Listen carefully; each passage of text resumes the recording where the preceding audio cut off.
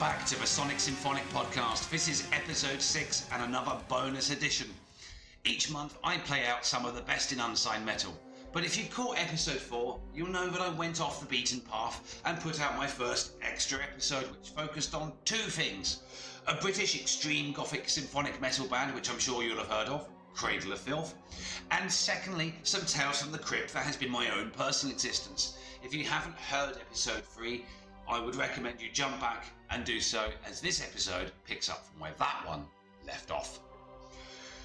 I was 20 at the time of returning home, and things went okay at first, but I found myself becoming even more of a guardian to my mother's emotional fragility and protector to the safety of my siblings, while father was becoming further drunken, deluded, disparaging, volatile, vexatious, violent in his narcissistic and nepotistic ways, whilst weighty storm clouds of a nihilistic existence brewed and gathered all around me, hanging like serrated, threatening swords of Damocles, swaying in a thick air so suffocating and poisoned I dare not breathe. Damnation in a Day was, quite aptly, the theme of the era, and an album I found much delight in, and a welcome break now as an adult. Unbelievable, unspeakable, inconceivable and unrepeatable things were being revealed to me. From this album, here is The Smoke of Her Burning.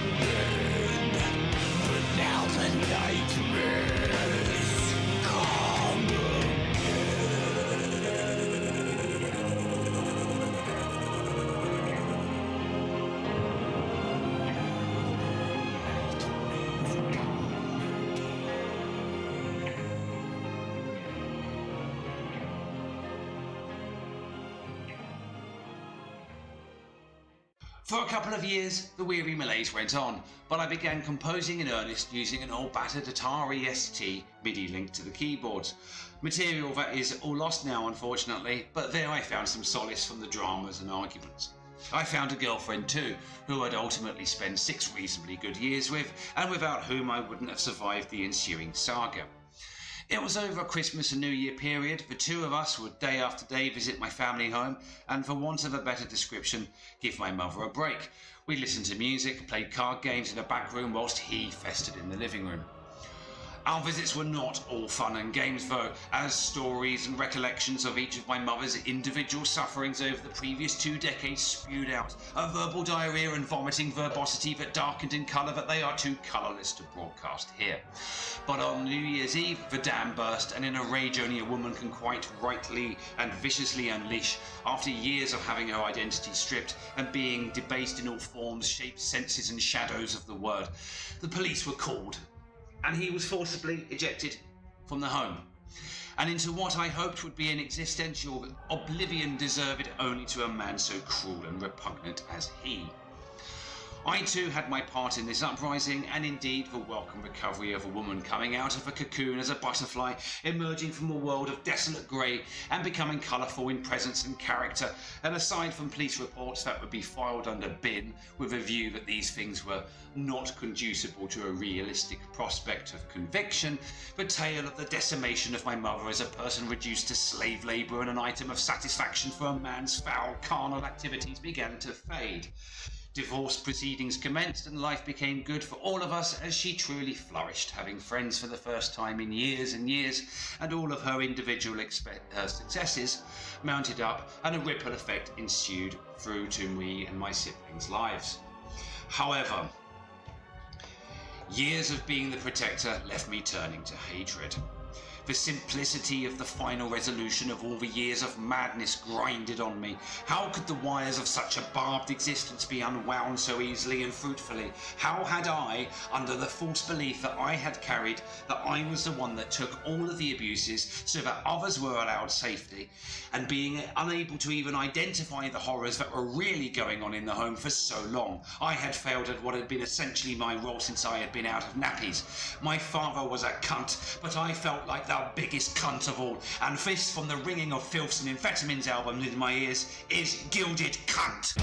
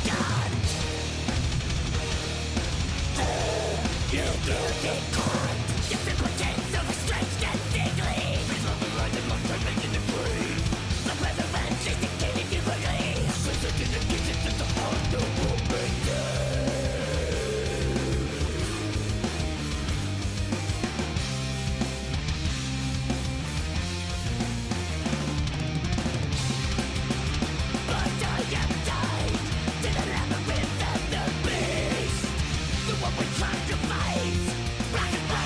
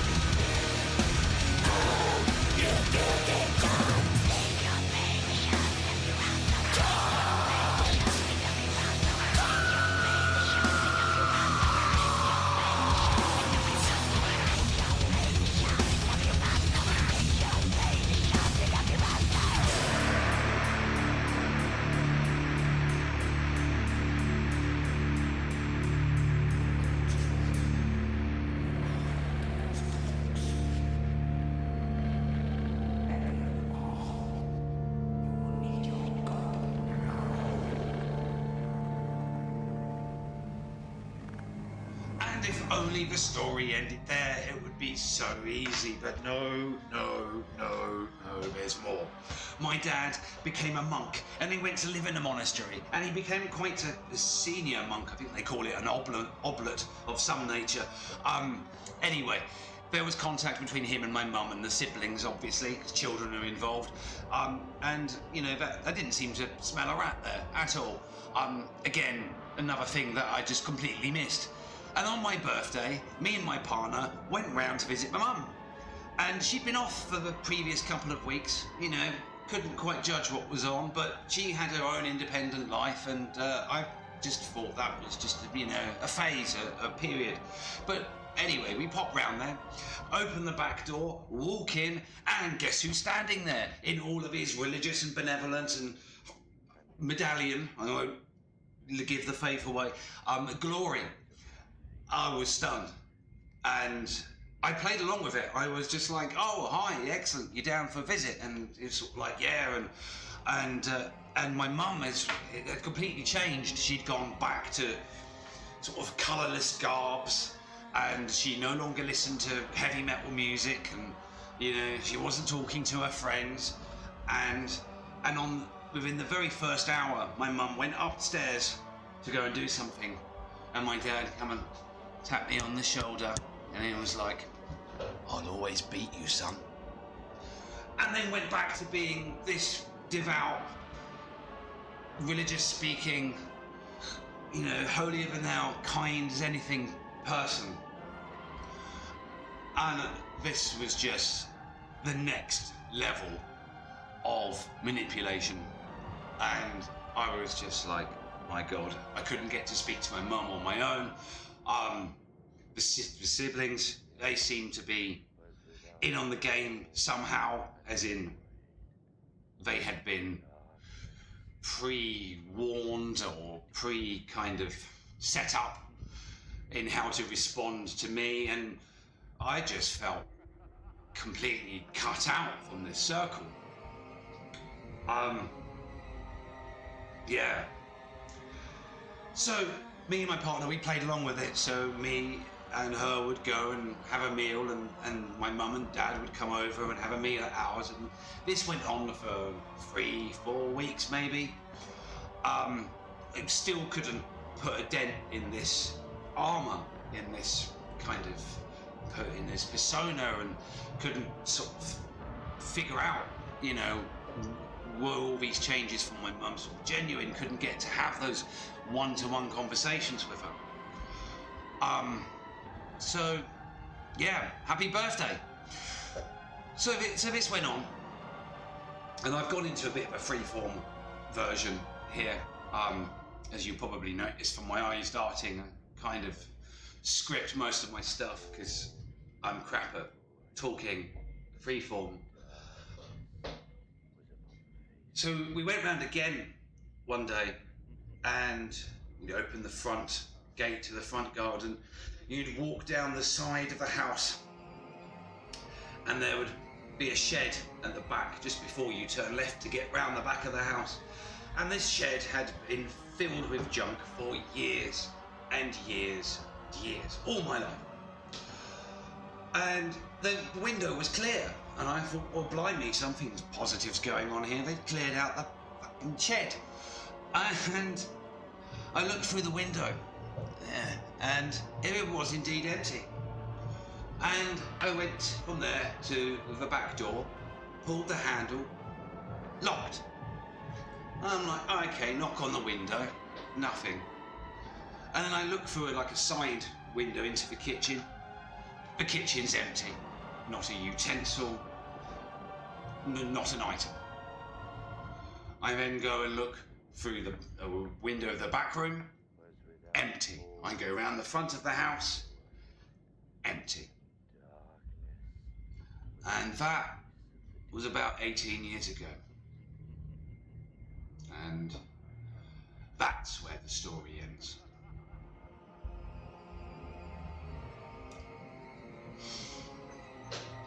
Yeah, I don't talk about this much.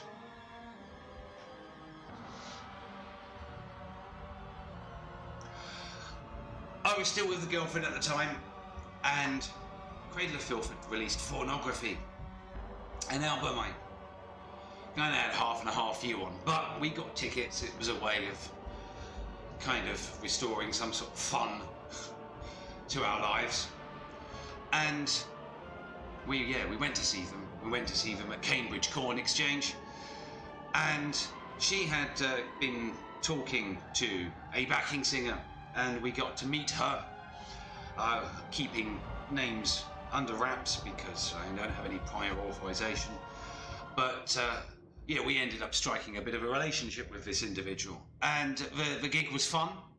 I got to sit on this tour bus for a bit, and I went out drinking with a couple of the members, throwing as many shots down my neck as possible. It was a good night. From that album is Under Huntress Moon.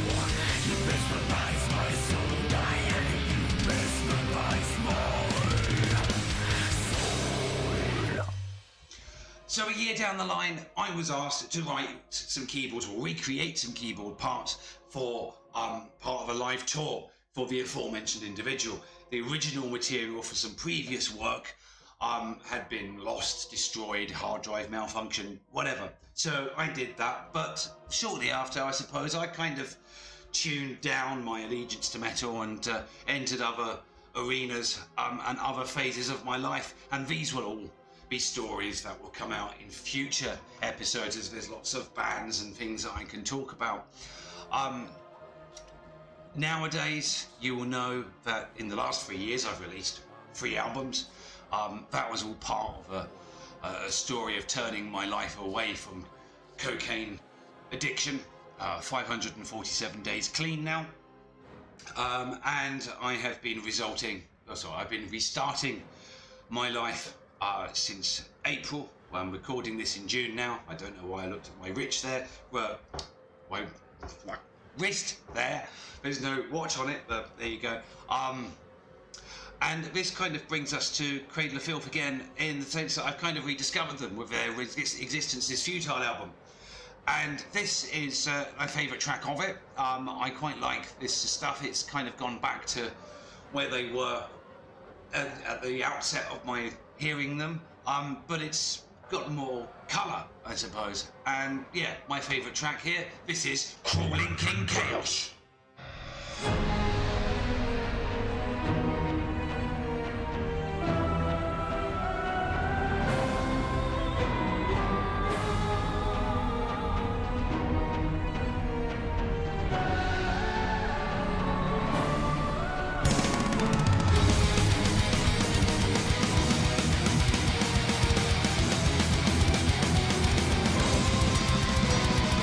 Nothing's done, there's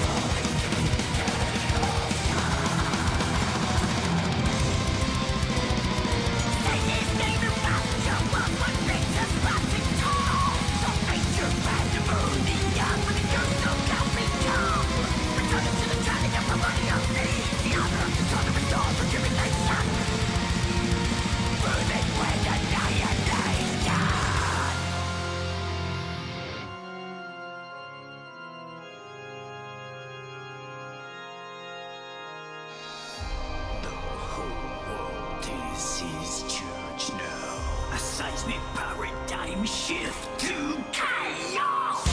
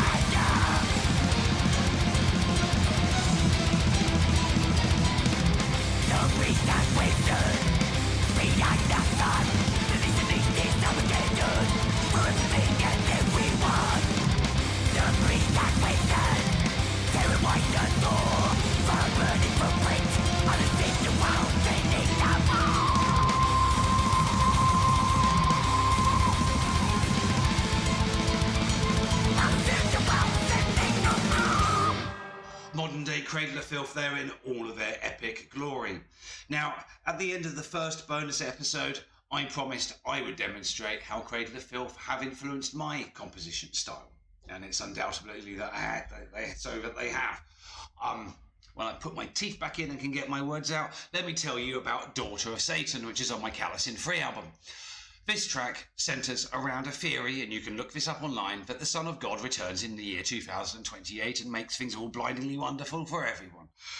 In my head I thought, okay, what can I do with this? What happens if it's all lies and it's turned around and instead the Son of God, it is the Daughter of Satan?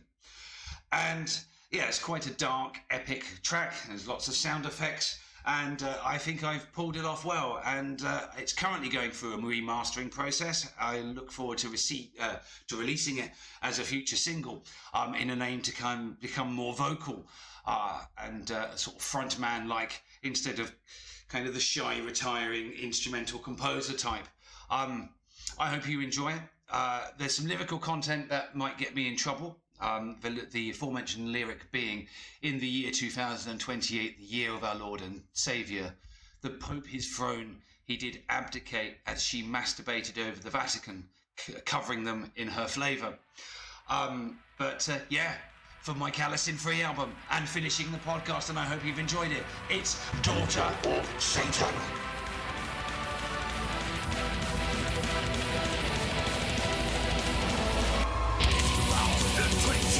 The year of return of Christ our Lord, Savior. But when the heavens of fighting on the promised line that skies of Armageddon risen and back to mankind's frightening speeds for the Lucifer seas. Kalasin in a good ignorant deeds. Whose flesh moves on the deeds of their hearts until the mouth swinging loops as speeds. I am she, daughter of Satan. See dust from a man, only to snort when they claim them. Make the government and kill her. Make the better, take from me. Lips and wasting lips of stitches, brilliant in my opinion.